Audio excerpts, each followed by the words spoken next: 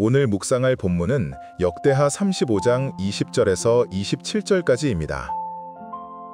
역대 선왕으로 기록될 정도로 신실했던 요시야의 말년이 참으로 안타깝다.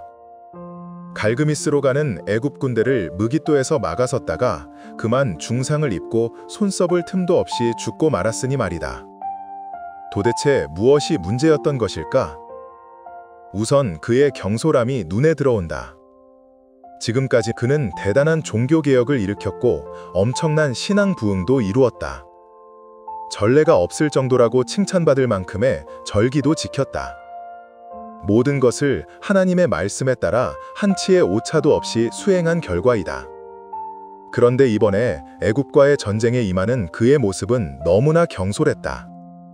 이러한 국제적 전쟁에 개입하는 것은 중대한 일이었다. 그렇다면 무엇보다도 먼저 하나님의 뜻을 물었어야 마땅했다. 하지만 이에 대한 기록은 전혀 찾아볼 수가 없다. 이러한 중차대한 결정을 하면서 자기 마음대로 결정했다는 말이다. 게다가 그의 판단력 부재도 문제였다. 하나님은 바로 느고의 입을 통해서 당신의 뜻이 무엇인지를 분명하게 알려주셨다. 하지만 요아스는 그것을 한쪽 귀로 듣고 한쪽 귀로 흘려버리고 말았다. 하나님의 선지자도 아닌 자가, 그것도 하나님을 믿지 않는 이방인이 하나님의 이름을 거명하니까 아주 가소로웠을지 모르겠다. 그래서 재고할 가치도 없다고 여겼는지도 모른다. 그래서 애써 느고의 말을 무시하고 전쟁에 임함으로 죽음을 자초하고 말았다.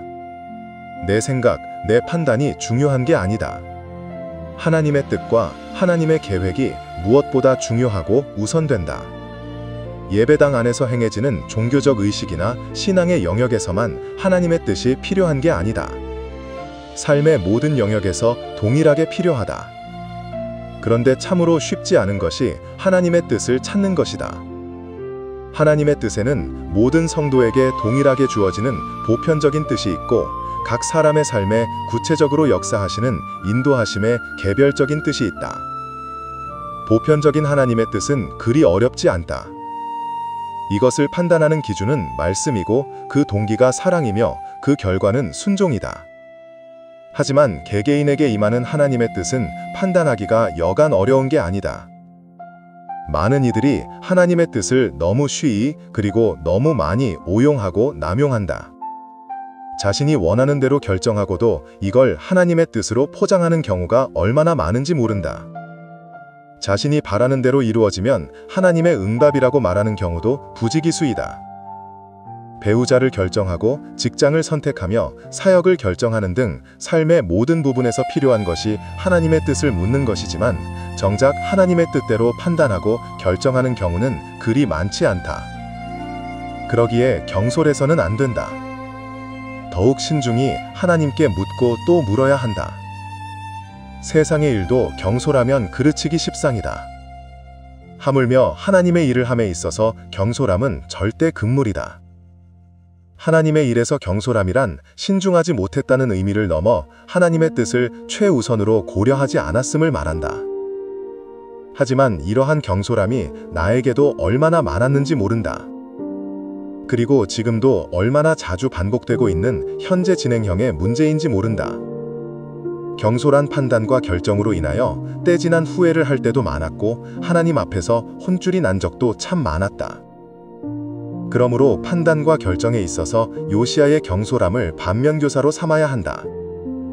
그래서 늘 신중히 하나님의 뜻을 찾고 거기에 맞추어 모든 걸 해나갈 수 있기를 소망한다. 나아가 요시야의 어리석음을 반복하지 않기 위해 영적 판단력을 위해 주님께 구하게 된다. 하나님은 다양한 사람, 다양한 경로를 통해서 늘 나에게 말씀해 주신다. 때로는 직접 말씀해 주시기도 하지만 여러 환경을 통해서도 말씀해 주시기도 한다. 이때 필요한 것이 바로 판단력이다. 판단력을 가지고 세심히 귀를 기울이면 하나님의 뜻을 어느 정도 깨달아 알 수가 있다. 요시야의 이러한 판단력 부재는 자신의 생명을 앗아갔을 뿐 아니라 나라마저 위태롭게 만드는 결과를 가져오고 말았다. 판단력이 부재하게 되면 하나님의 뜻을 얼마든지 그르칠 수 있고 내 자신을 완전히 망쳐놓을 수도 있다. 그러기에 하나님의 뜻이 무엇인지를 분명히 깨달아 아는 그러한 판단력을 주님이 나에게 넘치도록 주시기를 위하여 기도하지 않을 수가 없다. 그러므로 주님의 뜻을 따라 산다는 것이 참으로 쉽지 않음을 고백합니다. 제 생각이 앞서고 제 욕심이 마음을 지배하고 제 감정이 저를 흔들 때가 있습니다. 그래서 하나님의 뜻이 무엇인지 판단하기 어렵게 느낄 때가 얼마나 많은지 모릅니다. 하지만 주님, 저를 그 어려움 속에 방치하지 마시고 저를 진리의 빛으로 인도하여 주옵소서. 말씀에 어긋나는 길을 따르지 않게 하시고 성령이 주시는 평안을 잃는 선택을 하지 않게 하시며 제 욕심을 하나님의 뜻으로 포장하지 않게 하옵소서. 주님, 제가 세운 계획과 생각보다 하나님의 지혜를 먼저 구하게 하시고 거룩을 향한 길을 선택하도록 제 마음을 붙들어 주옵소서. 또한 말씀과 기도 가운데서 주님의 음성을 기다릴 수 있는 인내를 주옵소서. 그리고 주님, 만약 제가 걸어가는 길이 하나님의 뜻이라면 문을 열어주시고 아니라면 막아주옵소서. 닫힌 문을 두드리며 억지로 밀어붙이는 교만을 멀리하게 하시고 하나님의 주권을 신뢰하는 겸손한 순종을 배우게 하옵소서. 제가 실수할까 두려워하며 주저하지 않게 하시고 또한 제 고집을 하나님의 뜻으로 착각하지 않도록 보호해 주옵소서.